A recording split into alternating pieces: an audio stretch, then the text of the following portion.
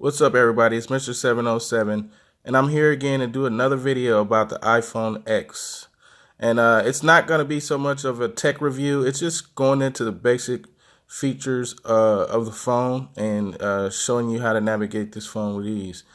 I'm not going to do that video because my wife is the user of this phone, and she's had a day to go through the phone. She's been using iPhones for some years, so she's going to actually do a review on the general features of the phone.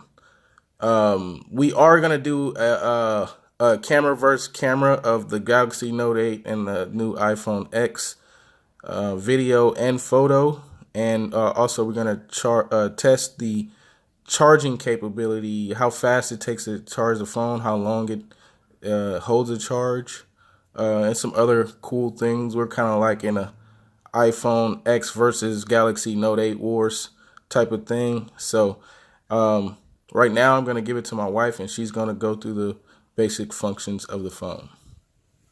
Hi YouTube. So this is basically the iPhone X. The X is Roman numeral for 10. It's kind of fitting since it's the 10-year anniversary of the Apple iPhone. It does have here where you can drag down from the right corner and you'll have the ability to see the battery percentage. I don't really like that feature on the old phone. It would already show the percentage with it. Now, in order to see it, you have to actually drag it down. It's kind of cool though. It does have all of your normal features that you would use. You have your Wi-Fi, your Bluetooth, airplane mode, whether it's locked or not, do not disturb, flashlight. This actually takes you to the timer function. So you could actually set a timer here, and then if you drag this back down, it'll actually highlight it and show the timer actually being active.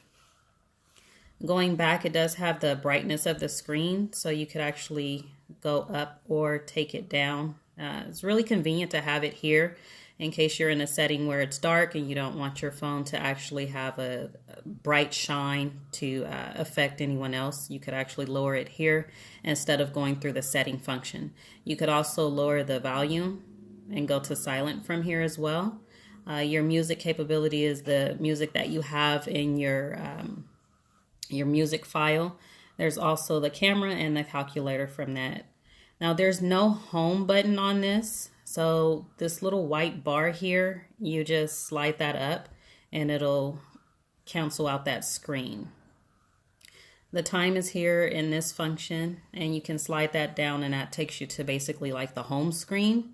You do have your flashlight here and the camera again. It shows the date, the time, and any notifications that you would have. I don't like the fact that it's less in pages. This actually only has 2 pages. This is basically the notification window, or the widgets is what they call it. So you could select what you want on the widgets here, or you could take them off.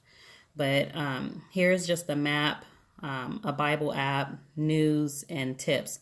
This feature here is something I definitely recommend because it does give you tips on how to use the different iPhone features. So I would definitely check that out. And periodically they send updates to keep you abreast to what's going on. I want to just go back here. You do have the ability to still drop the different apps into folders. So that'll create a little bit more space for you. Because there's no home button, each time you close an app or a folder, you have to bring that button up. Going back here, I want to talk about the messages. On this message, this cool feature here, we do have the 3D emoji. You can kind of see it's moving as I'm talking a little bit slightly. I don't know if you can catch that. You can record it and you can send it to people in text messages. There's different emojis. There's a monkey, a robot, a cat, a dog, and so forth. You do still have the ability to send written messages if you like, record. You can send the music here. Find GIF images. You can do that as well. And there's different App Store functions. This space here, I don't know why they changed that. They made it a little wider. I don't really like that. It seems inconvenient and in the way, but you can still click on the emojis. With the new update, you did get approximately 70 more new emojis. So there's some of them there. Some of them are cool. Okay. Oh, one of the other features on this, if you wanted to send with the side effect or screen effect, you have to hold this down and then drag it. You'll feel the phone vibrate, and then you can select the screen. There's different options that you could choose. A lot of people use the balloons for birthdays or confetti. You can go back to the bubble. You could slam it, send it loud or gentle. Invisible ink, I really love that feature. If you want to send a text message to someone and they were in a place where maybe they didn't want others to see if someone was looking over, it actually makes it invisible kind of. And then you just swipe over it and it'll actually show up what you actually wrote. So another thing is also, which kind of confused me, was that the different pages. So here you see I have multiple pages up.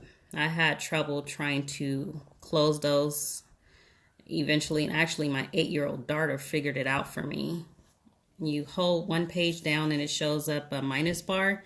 You could either swipe it up like this to close those out, or you could hit the minus specifically to do it.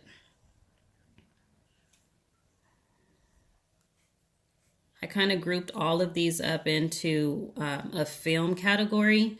You have iMovie and Clips. iMovie, you can create projects. Basically, you can take combine videos, photos, and music and make your own movie. You can add music to it and different things like that. It's pretty cool. My daughter seems to really like this. So here, this is the Clips. My daughter actually really loves this feature. She's already started. Breaking news here. So, I just got lots of candy. Of course, Halloween just ended, so trick-or-treating is a main event here.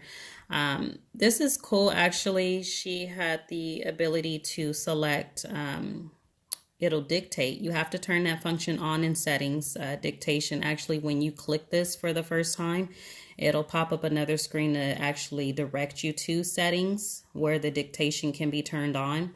So any one of these, when she selects it to make her video, it'll actually type up the words that she's saying. It does have the ability to change the filter on it. We seem to really like the cartoon or comic book filter. It just looks really cool. There you go. Okay, there's also these cool little things you can put on the film, like breaking news, different things. You can move them around. So that's pretty cool. I'm sure we'll be using that quite often. There's a lot of different films here. I don't know if you can, a lot of different apps, excuse me, that you could use. I don't know all of the features of it. I can say this though, for instance, when trying to set a photo as the wallpaper, I don't like this. If you know how to fix this, let me know. Comment below. But I wanted to make this as the wallpaper, and it doesn't let me, it doesn't fit the whole picture in the screen. So it's either my face or her face. It has perspective or still. But it says move and scale, but it doesn't actually allow you to do that. So I don't like that feature of it at all. The phone itself actually feels small compared to the 6 Plus. The 6S Plus is the phone I had previous, was a lot larger. I don't like this part here. It is just a eyesore, basically. Feels like something should be there. I don't know if time or something, but these buttons here are the volume control and the on off. The way that you actually turn the phone off, you hold both of those together. You slide. Okay, so to power off, you hold down one of the volumes and the side button here. Okay, to power off, you actually hold one of the volume buttons on this side and this button here together. It'll vibrate, and then you can slide power emergency. You can cancel there at the bottom. Camera feature. It has here a zoom. I don't know if you can see that 1x. If you click it, it goes to 2x. It's kind of hard to see because there's no picture underneath. It does have portrait mode, which you can actually change the lighting now. Natural light, studio light, contour, stage light, and stage light mono. Those are cool features, especially if you plan on taking lots of selfies or just want photos that look more professional. That's pretty much it. My overall opinion of it is I do like it. I'm biased to iPhones. My overall opinion of it is I do love it. I'm biased towards iPhones. I've liked them since I've owned one, and I've had them for years. Just a few features that I hope iPhone or the Apple makers tweak or fix a little bit is this battery percentage is kind of just irritating, and the ability to take a photo and actually minimize it to create the wallpaper. That would be really helpful. Other than that, for now, I say it's pretty good. I mean, I've only had it for a day or two, so I don't have much to say about it, but rave reviews. It's definitely a phone that I like and enjoy. We'll see once we do the comparison of the camera and the video between the X and the Galaxy Note 8, how my opinion views on that. And that's it. All right, everybody. Thank you for watching Mr.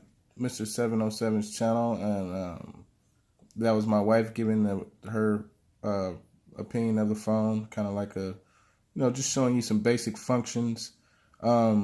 Like she said, we're going to be doing like a iPhone X versus Galaxy Note 8 wars, where we're going to be doing camera comparison, battery life, fastest to charge, things like that. And she has a page that she's working on right now, where she's going to be doing hair and makeup and just lifestyle stuff from a womanly and motherly and wife's perspective.